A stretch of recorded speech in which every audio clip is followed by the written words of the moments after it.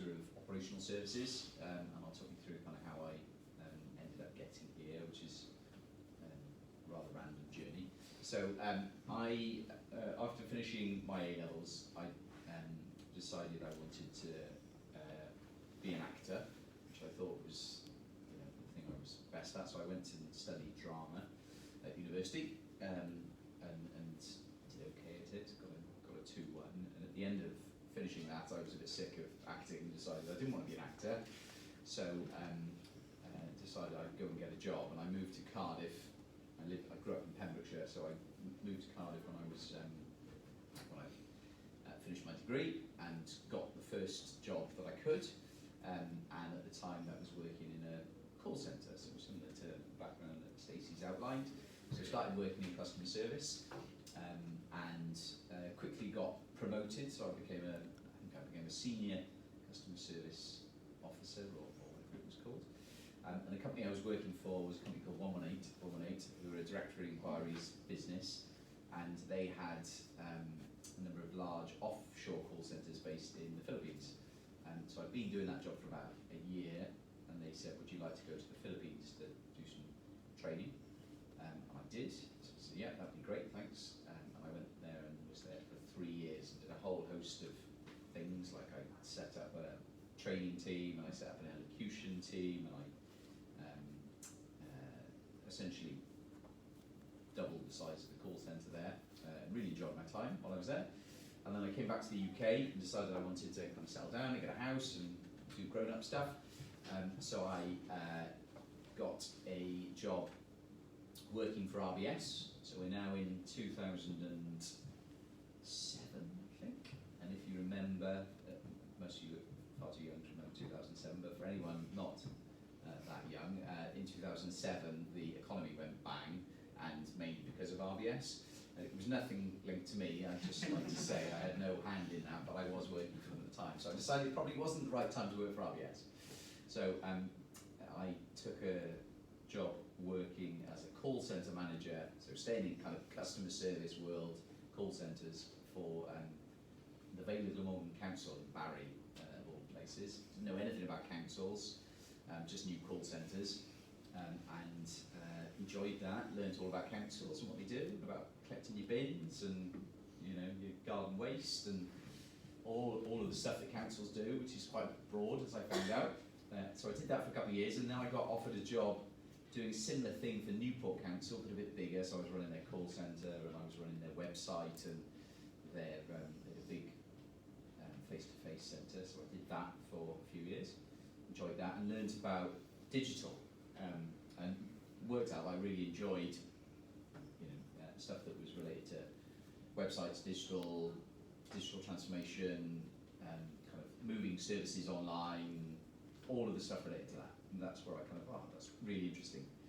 And then I got offered a job doing the same sort of thing, but for an outsourcer for councils in England. So I up sticks and started working in England every day. So I was living in Cardiff, driving across to in the main North Somerset, in Clevedon and Weston-super-Mare every day to run digital customer type services for local councils in England, which was an interesting experience. Learned loads more about kind of digital transformation, websites, transforming customer service, that type of stuff. Started learning about projects, which you'll see kind of falls into the next role, and also learned, because it was an outsourcer, so providing services to councils, not the council themselves, it was all about how you drive profit in an organisation, which isn't something I'd really experienced before, apart from my brief time in RBS, which obviously not gone particularly well in terms of profit. So did that. I was there for 5 years, and that was the last job I had before joining Welsh Water. I was the partnership director for a big contract we had in the southwest, and at that point I decided that I didn't want to drive to England every day, and I wanted to be closer to home. This is pre-COVID, so everyone worked in an office, unbelievably, every day. So I was driving like an hour and a half to work and 2 hours home most days. So it was, I don't know how I did it looking back, but anyway I did. And I had young kids, so I decided I wanted to move back to Wales and work a bit close to home. And I got offered a job, or actually I went for a job, or I was headhunted for a job as managing the call centre here. So I can't remember the exact role, like head of call centres, which has turned out to be Rebecca's job. So I went for that job and then went all the way through the interview, and the person that was going to recruit me said, actually, would you like to do something else? We've got someone for the head of, essentially to run our call centres, but we do want someone to do projects, like head of transformation. Would you be up for doing that instead? I was like, yeah, sure.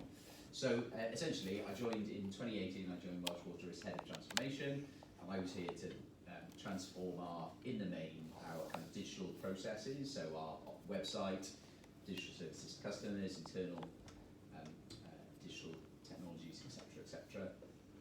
And I came in and loved that, so I did that for 3 years, I think, and did, as an example, ran big projects to, completely relaunched our website, launched a whole host of integrated web services. So we've moved a huge amount of our transactions from people calling up to, you can do that online, and it goes directly into our back office services, underpinned by data, which is obviously oil, Eden.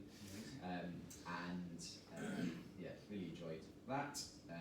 Did that for about 3 years, and then had the opportunity to take up the role I'm in now. It was quite sad circumstances. The reason I took up the role, the person that had it previously was quite unwell, so I took it over from them.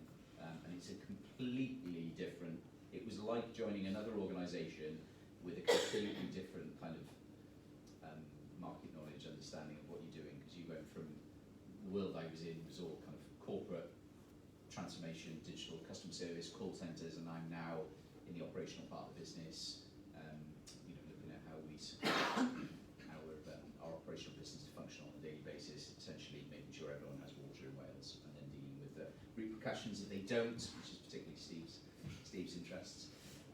So yeah, been doing this role for now 2.5, 3 years-ish. I've been with Welsh Water nearly 6 years in total, and it's, I always say it's a fantastic organisation to work for, and if you've got the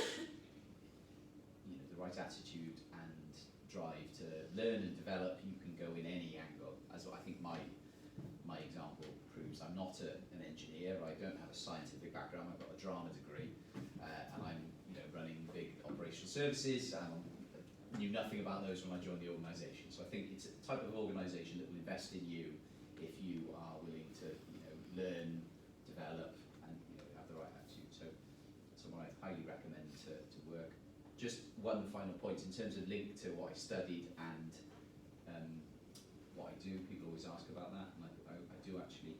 I would recommend drama as a route into doing lots of things, because I think it gives you a good grounding, the ability to, the ability to talk in front of people, the ability to even do an interview, to pretend you're not scared, to pretend you've got things in control when everything's going wrong.